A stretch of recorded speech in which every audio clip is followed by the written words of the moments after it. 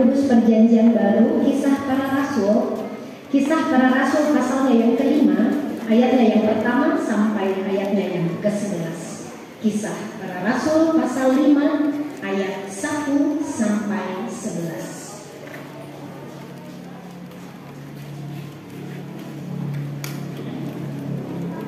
Kisah Para Rasul pasalnya yang kelima, ayatnya yang pertama sampai 11. Jika sudah dapat semua, kita biarkan Alkitab kita terbuka. Mari kita berdoa mohon pimpinan Roh Kudus untuk pembacaan dan perenungan firman Tuhan. Mari kita berdoa. Tuhan Yesus, dalam ibadah pada pagi hari ini, kami akan membaca, kami akan mendengarkan, dan bersama-sama kami akan belajar dalam kebenaran firman Tuhan. Penuhilah kami semua dengan kuasa Roh-Mu yang kudus, hamba-Mu yang akan menyampaikan firman. Jemaat sekalian yang mendengar, kami sama-sama ditolong, dimampukan, dituntun, dibimbing oleh kuasa Roh Kudus, sehingga kami dapat mengerti, kami dapat memahami, bahkan kami dapat menyampaikan firman Tuhan seturut mau Tuhan.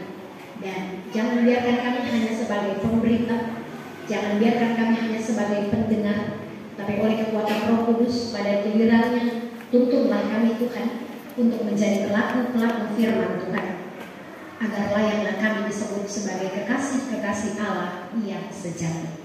Berfirmanlah bagi kami semua, karena sesungguhnya kami sedia mendengarkan firman Allah. Di dalam nama Tuhan Yesus Kristus, firman yang hidup itu, kami berdoa. Amin. Pembacaan firman Tuhan bagi kita sekalian, Kisah Para Rasul pasalnya yang kelima, ayatnya yang pertama hingga ayatnya yang ke-11. Demikianlah firman Tuhan di bawah judul perikop Ananias dan Safira. Ayat 1. Ada seorang lain yang bernama Ananias. Ia beserta istrinya Safira menjual sebidang tanah. Dengan setahu istrinya, ia menahan sebagian dari hasil penjualan itu, dan sebagian lain dibawa dan diletakkan di depan kaki rasul-rasul. Tetapi Petrus berkata, Ananias, mengapa hatimu dikuasai iblis sehingga engkau mendustai Roh Kudus dan menahan sebagian dari hasil penjualan tanah itu? Selama tanah itu tidak dijual, bukankah itu tetap kepunyaanmu? Dan setelah dijual, bukankah hasilnya itu tetap dalam kuasamu? Mengapa engkau merencanakan perbuatan itu dalam hatimu? Engkau bukan mendustai manusia, tetapi mendustai Allah. Ketika mendengar perkataan itu, rebahlah Ananias dan putuslah nyawanya. Maka sangatlah ketakutan semua orang yang mendengar hal itu. Lalu datanglah beberapa orang muda, mereka mengapani mayat itu, mengusungnya keluar dan pergi menguburnya. Kira-kira 3 jam kemudian masuklah istri Ananias, tetapi ia tidak tahu apa yang telah terjadi. Kata Petrus kepadanya, katakanlah kepadaku, dengan harga sekiankah tanah itu kamu jual? Jawab perempuan itu, betul sekian. Kata Petrus, mengapa kamu berdua bersepakat untuk mencobai Roh Tuhan? Lihatlah, orang-orang yang baru mengubur suamimu berdiri di depan pintu, dan mereka akan mengusung engkau juga keluar. Lalu rebahlah perempuan itu seketika itu juga di depan kaki Petrus, dan putuslah nyawanya. Ketika orang-orang muda itu masuk, mereka mendapati dia sudah mati. Lalu mereka mengusungnya keluar dan menguburnya di samping suaminya. Maka sangat ketakutanlah seluruh jemaat dan semua orang yang mendengar hal itu. Yang dikatakan berbahagia adalah kita semua yang membaca, kita semua yang mendengarkan, dan kita semua yang pada akhirnya menjadi pelaku-pelaku firman Tuhan. Haleluya.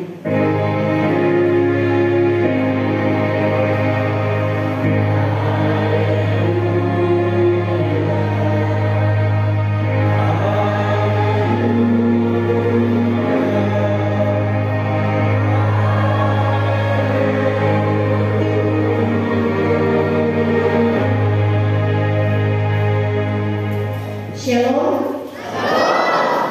Jemaat yang terkasih dan diberkati Tuhan, senang rasanya saya setelah beberapa minggu tidak bersama-sama dengan Bapak dan Ibu sekalian ketika saya mengambil cuti tahunan dalam perjalanan keluarga ke Morowali Utara, dan saya boleh berjumpa lagi dengan Bapak Ibu sekalian.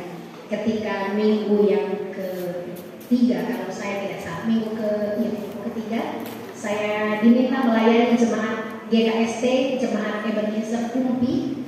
Ketika saya ada di mimbar itu, lalu saya melihat begitu banyaknya jemaat yang hadir, dan saya teringat dengan saudara-saudara di Solar. Saya artinya, secara hubungan darah kita tidak terikat, tetapi secara psikologis kita terikat. Sehingga kalau ada yang bilang ibu pendeta melupakan jemaat, salah. Sekalipun kita berjauhan jarak, tapi kita terikat dalam hati yang saling mengasihi. Sehingga ada rindu yang timbul ketika saya melayani jemaat di GKST. Saya ingat, bagaimana jemaat di Solar? Ada rindu saya terhadap jemaat. Pertanyaan yang sama, adakah rindu Bapak dan Ibu terhadap saya? Ada rindu? Rindu-rindu tapi benci, atau benci-benci tapi rindu? Rindu-rindu tapi benci? Benci-benci tapi rindu? Mana yang banyak? Benci-benci tapi rindu atau rindu-rindu tapi benci? Rindu-rindu tapi benci. Benci-benci tapi rindu. Nanti Bapak dan Ibu yang senyum-senyum ketika ada kalimat benci-benci tapi rindu, dia masuk dalam kelompok benci-benci tapi rindu. Kalau yang itu dia masuk dalam kelompok rindu-rindu tapi benci. Baik Bapak dan Ibu, terserah Bapak dan Ibu, rindu-rindu tapi benci atau benci-benci tetapi rindu. Nanti Bapak dan Ibu yang mentafsirkan itu dalam kehidupan Bapak dan Ibu sekalian. Hari ini kita beribadah bersama dalam minggu yang kelima di bulan Juli, dan dirangkaikan dengan peneguhan penatua pengganti antar waktu untuk majelis jemaat kolom 6. Dan kita belajar bersama dari seorang tokoh, dua orang tokoh sebenarnya dalam perjanjian baru, Ananias dan Safira. Bapak dan Ibu pasti kenal dan tahu cerita ini. Ananias dan Safira sepasang suami istri yang saat itu juga dimurkai oleh Tuhan ketika mereka mendustai Tuhan. Sehingga tema perenungan firman Tuhan bagi kita di ayatnya yang keempat bagian akhir, engkau bukan mendustai manusia tetapi mendustai Allah. Itu tema. Engkau bukan mendustai manusia tetapi mendustai Allah. Kisahnya adalah orang jemaat mula-mula, orang-orang Kristen pada zaman itu, mereka bersepakat di ayatnya yang ke-32 pasal 4 ayat 32 sampai ayatnya yang ke-35, orang-orang atau jemaat mula-mula pada zaman Kisah Para Rasul, mereka bersepakat untuk apa yang menjadi milik mereka itu menjadi milik jemaat. Jadi mereka bukan mencari dalam kehidupan persekutuan, tetapi mereka membangun persekutuan. Itu kehidupan jemaat mula-mula. Mereka bukan mengorek apa yang ada dalam persekutuan untuk mencukupi kebutuhan pribadi, tetapi apa yang menjadi milik pribadi menjadi milik jemaat. Itu bedanya dengan orang-orang Kristen zaman modern. Kalau orang Kristen zaman modern, kita mencari dari jemaat untuk memperlengkapi pribadi. Orang-orang zaman dulu memperlengkapi jemaat dari milik pribadi. Itu bedanya. Bapak dan Ibu ada di kelompok orang yang mana? Memperlengkapi diri dari jemaat atau memperlengkapi jemaat dengan milik pribadi? Memperlengkapi jemaat dengan milik pribadi atau memperlengkapi pribadi dari hasil jemaat? Kira-kira Bapak dan Ibu, nanti Bapak dan Ibu yang jawab. Baik, jadi itu jemaat mula-mula. Mereka menjual milik mereka untuk menghidupi persekutuan jemaat. Sehingga di ayatnya yang ke-32 ada perkumpulan orang yang telah percaya itu, mereka sehati dan sejiwa, dan tidak seorang pun yang berkata bahwa sesuatu dari kepunyaannya adalah miliknya sendiri, tetapi segala sesuatu adalah kepunyaan mereka bersama. Pengakuan itulah yang membuat jemaat mula-mula bertumbuh, karena mereka bersama-sama mengaku membangun jemaat, memperlengkapi persekutuan,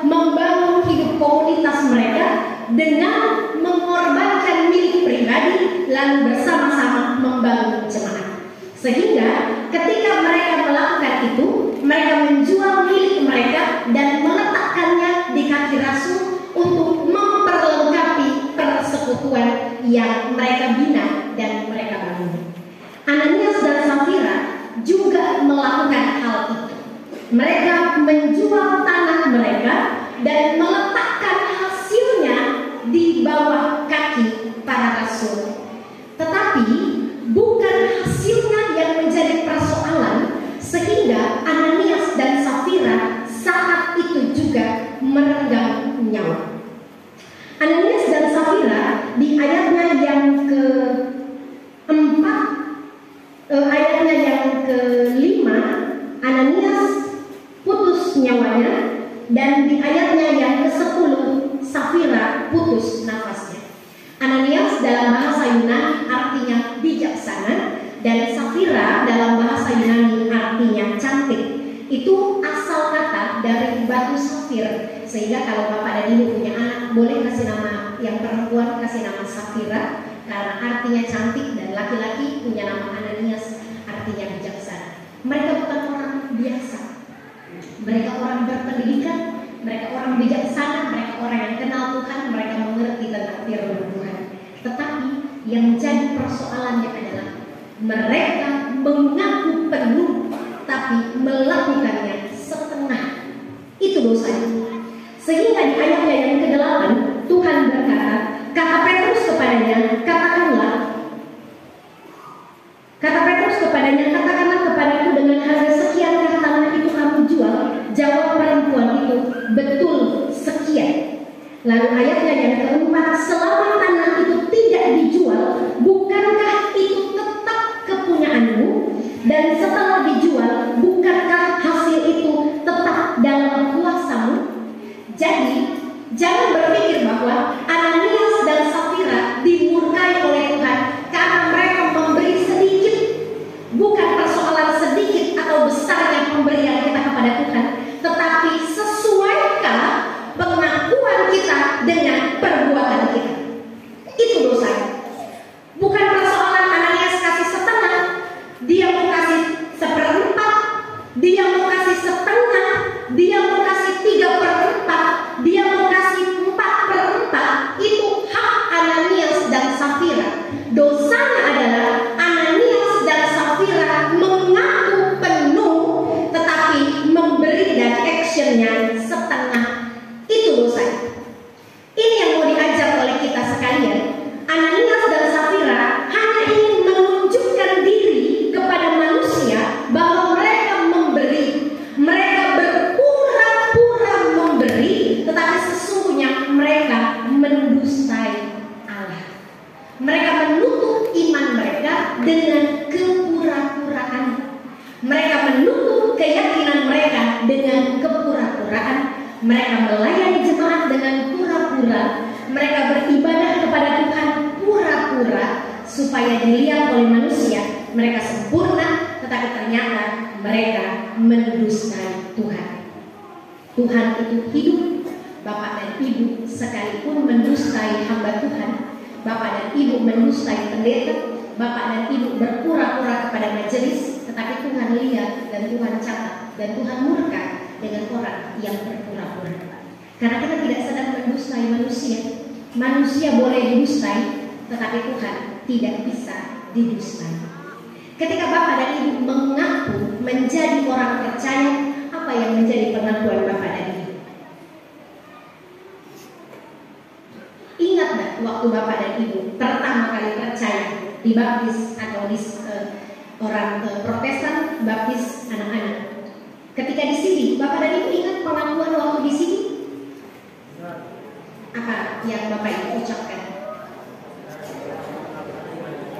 Ya, saya mengaku percaya dan berjanji dengan segenap hatiku, hidup teladan, hidup bersih, hidup mengasihi, hidup memberi diri, hidup dalam iman, hidup berbuah, hidup dalam ketaatan, hidup memberi, hidup kita sepenuhnya kepada Tuhan. Kira-kira dari pengakuan itu berapa persen yang bapak ibu lakukan? Adakah yang betul-betul percaya kepada Kristus? bagi Bapak dan Ibu? Apakah dia hanya sebatas juru selamat? Apakah dia hanya sebatas Tuhan? Biasanya orang Kristen menjadikan Yesus itu pembantu. Saat sudah berat sekali baru cari Tuhan. Kalau ringan Bapak Ibu cari siapa? Yesus Kristus itu seperti pembantu. Kalau tidak mampu baru cari Tuhan. Yesus Kristus itu pertolongan terakhir. Pertolongan kalau flu batuk, pilek-pilek, berdoa saja, nanti sembuh. Tapi kalau sudah detik-detik kanker stadium 4, larinya ke siapa? Dokter.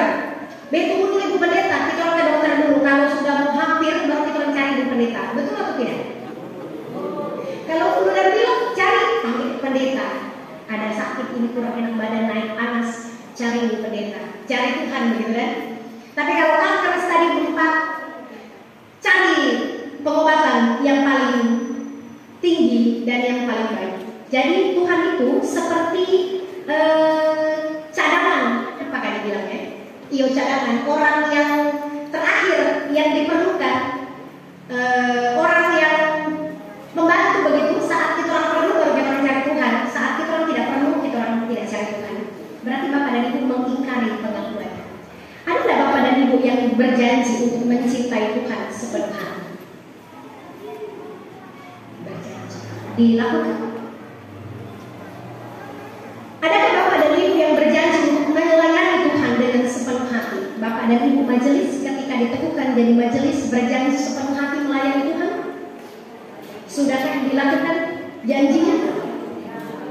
Jangan mendustai manusia. Jangan mendustai Tuhan.